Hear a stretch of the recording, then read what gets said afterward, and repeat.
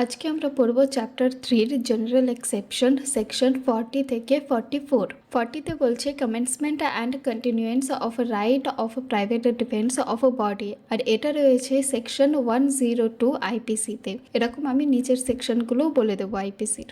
The right of a private defense of the body commences as soon as a reasonable apprehensions of danger to the body arise from an attempt or threat to commit the offense, though the offense may not have been committed, and it continues as long as such apprehensions of danger to the body continues.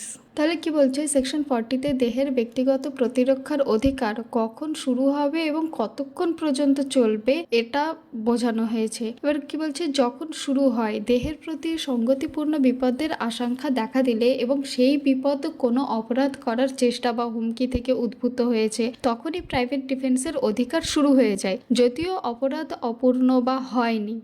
উদাহরণ, কেউ আপনার দিকে ছুরি তুলছে কিন্তু আঘাত দেয়নি, আপনি তখনই কিন্তু প্রতিরক্ষা করতে পারেন, কারণ অবভিয়াসলি আপনার ভয় লাগবে কেউ যদি আপনার দিকে ছুরি নিয়ে এগিয়ে আসে বা ছুরি দেখায়। এবার কতক্ষণ চলবে, মানে কন্টিনিউয়ান্স কতক্ষণ আপনি তাকে প্রতিরক্ষা করতে পারবেন। কি বলছে, যতক্ষণ পর্যন্ত সংগতিপূর্ণ বিপদের আশঙ্কা থাকে ততক্ষণ পর্যন্ত প্রাইভেট ডিফেন্সের অধিকার বৈধ থাকবে আপনার। উদাহরণ, কেউ আপনাকে ধরে রাখার চেষ্টা করেছে, যতক্ষণ পর্যন্ত আপনি মুক্তি না পান বা বিপদ শেষ না হয় ততক্ষণ পর্যন্ত আপনি প্রাইভেট ডিফেন্স করতে পারবেন। সহজ ভাষায় বলি, শুরু মানে বিপদের সংগতিপূর্ণ আশঙ্কা দেখা দিলে, মানে আপনি একটা দেখতে পাচ্ছেন বা বুঝতে পাচ্ছেন কেউ আপনাকে মারতে আসছে বা কেউ আপনাকে হয়তো লক করে রাখবে, কোথাও আটকে রাখবে, তাহলে এটা যে শুরু হচ্ছে এটা অপরাধ হওয়ার আগেই, মানে আগেই আপনি বুঝতে পাচ্ছেন। এবার চলমান মানে কতক্ষণ আপনি প্রাইভেট ডিফেন্স করতে পারবেন, যতক্ষণ না বিপদের আশঙ্কা থাকে। মানে কেউ ধরো আপনাকে লাঠি নিয়ে মারতে আসছে এবং আপনাকে লাঠি দিয়ে মারছে, এবার আপনি কতক্ষণ ঠেকাবেন, মানে যতক্ষণ না আপনি চিৎকার চেঁচামেচি করে আশেপাশের লোকজনকে ডেকে তাকে ছাড়িয়ে কেউ নিয়ে যাবে আর আপনার মনে হবে যে না আপনি এখন সুরক্ষিত,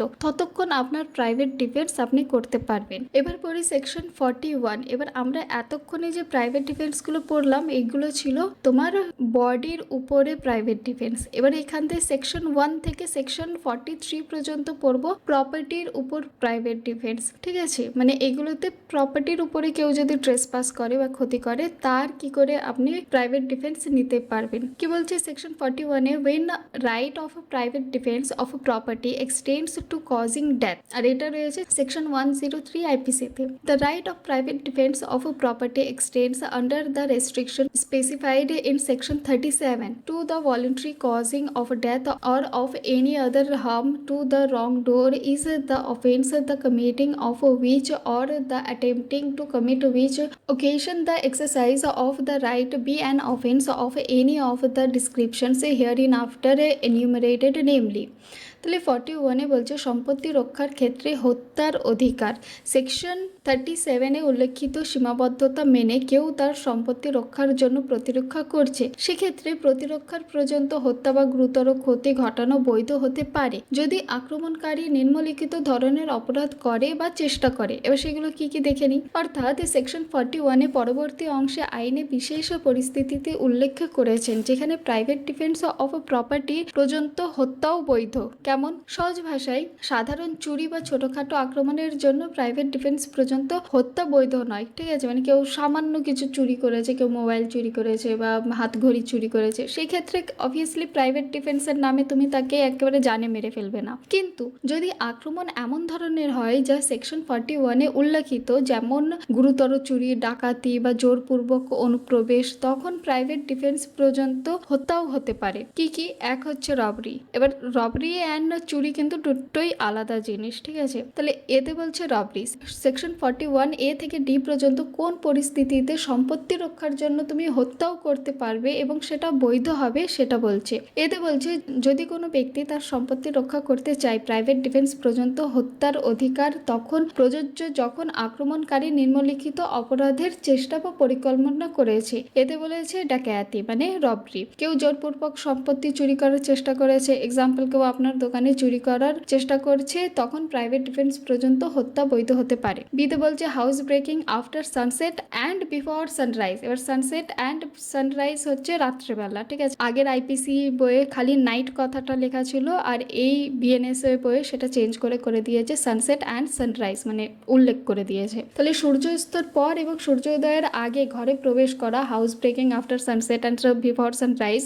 রাত্রের বেলা ঘরে অনুপ্রবেশ করার চেষ্টা, এক্সাম্পল কেউ রাত্রের আপনার ঘরে চুরি করতে প্রবেশ করেছে। সিতে বলছে mischief by fire or any explosive substance committed on any building tent or vessels which building tent or vessels is used as a human dwelling or as a place for the custody of property। মানে অগ্নি বা বিস্ফোরক দিয়ে ক্ষতি করা, যদি আক্রমণকারীর উদ্দেশ্য মানব বসতি বা সম্পদ রক্ষার স্থানে অগ্নি বিস্ফোরক ব্যবহার করা হয়। ফর এক্সাম্পল কেউ আপনার বাড়িতে আগুন লাগানোর চেষ্টা করেছে।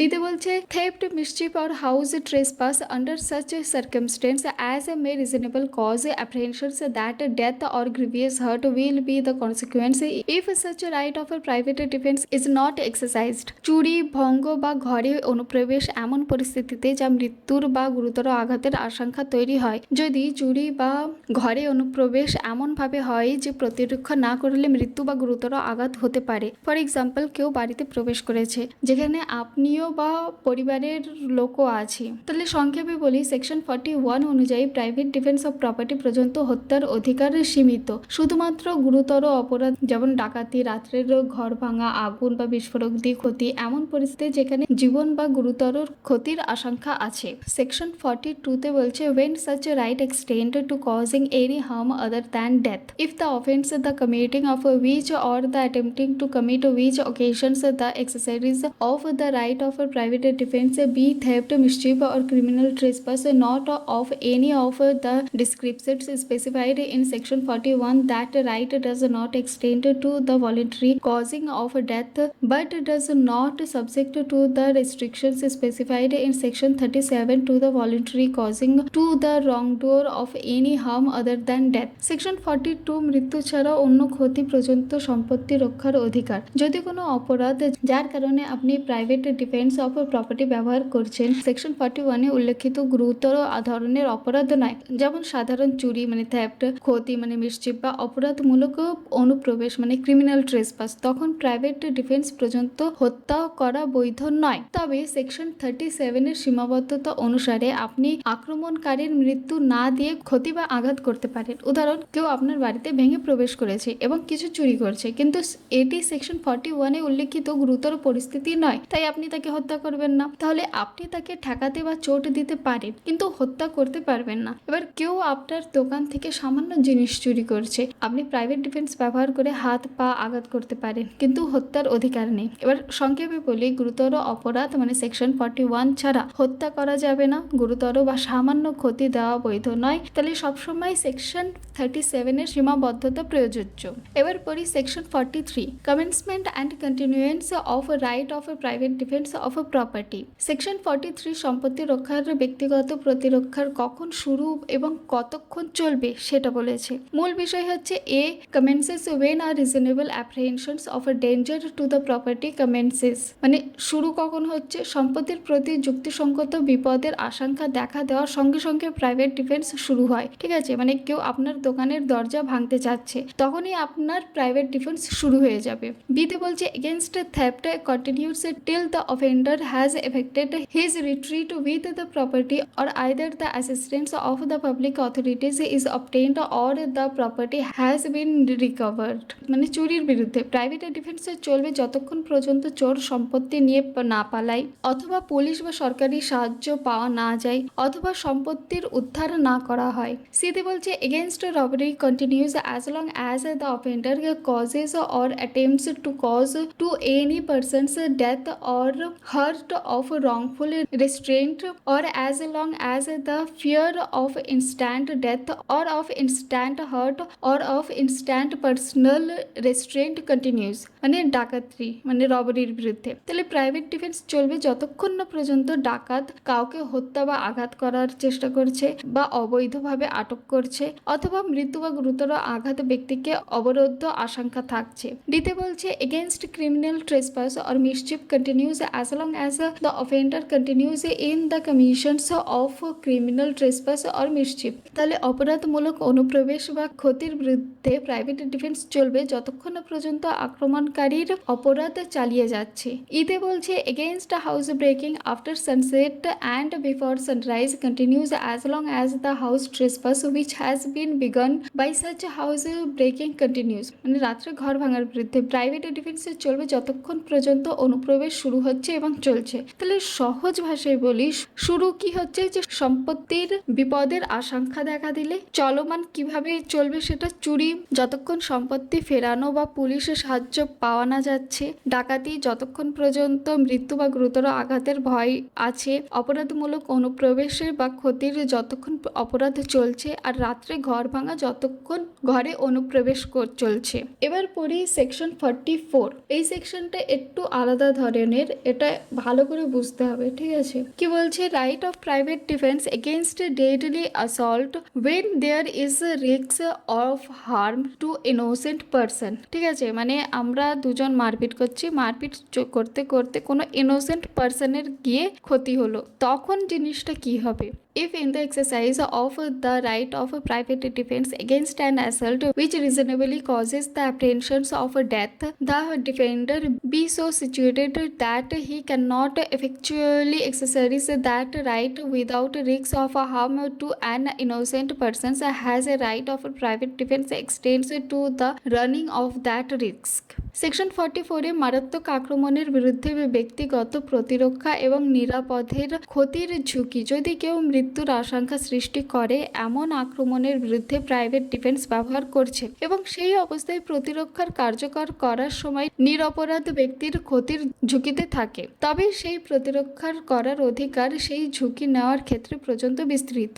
সহজভাবে বলি, আপনি জীবনের জন্য ঝুঁকি সামলে মৃত্যুর ভয়জনক আক্রমণ থেকে নিজেকে রক্ষা করছেন, কিন্তু সেই প্রতিরক্ষার সময় কোনো নিরপরাধ ব্যক্তির আহত হওয়ার সম্ভাবনা থাকে, তাহলে আইনি অনুযায়ী সেই ঝুঁকি নেওয়া বৈধ।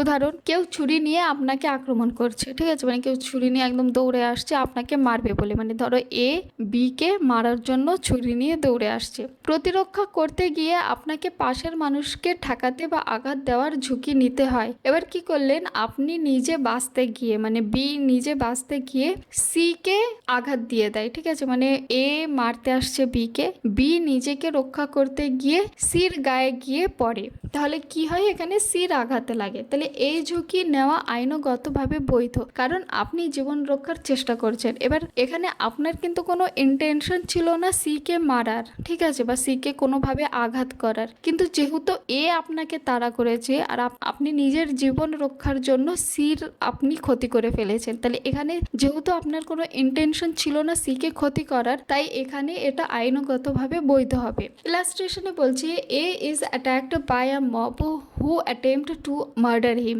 He cannot effectually exercise his right of private defense without firing on the mob, and he cannot fire without risk of harming young children who are mingled with the mob. A commits no offense if by so firing he harms any of the children। কি বলছে, পরিস্থিতি দেখি, এ কে একটি দল আক্রমণ করেছে এবং তারা তাকে হত্যা করার চেষ্টা করেছে, তাহলে সমস্যা কি, এ তার ব্যক্তিগত প্রতিরক্ষার কার্যকর করতে গেল তাকে দলের দিকে আগ্নেয়াস্ত্র ব্যবহার করতে হবে, কিন্তু সেই দলের কিছু নিরাপদ শিশুও রয়েছে, তাহলে ফলাফল আইনি অনুযায়ী যদি এ শিশুদেরও কিছু ক্ষতি হয় তার প্রতিরক্ষার সময়, তাহলে এ অপরাধ করেনি। সহজ ভাষায়, জীবনের জন্য মারাত্মক আক্রমণ মোকাবিলা করতে গিয়ে নিরাপদের ক্ষতির ঝুঁকি নেওয়া বৈধ, অর্থাৎ প্রতিরক্ষার করার সময় অপরাধীর সাথে মিশ্রিত নিরাপদের কেউ আহত হলেও সেটা প্রতিরক্ষা বৈধ হবে, মানে প্রাইভেট ডিফেন্সটা বৈধ হবে। আজকে এই পর্যন্ত। এখানে আমাদের বিএনএস এর চ্যাপ্টার 3 শেষ হচ্ছে।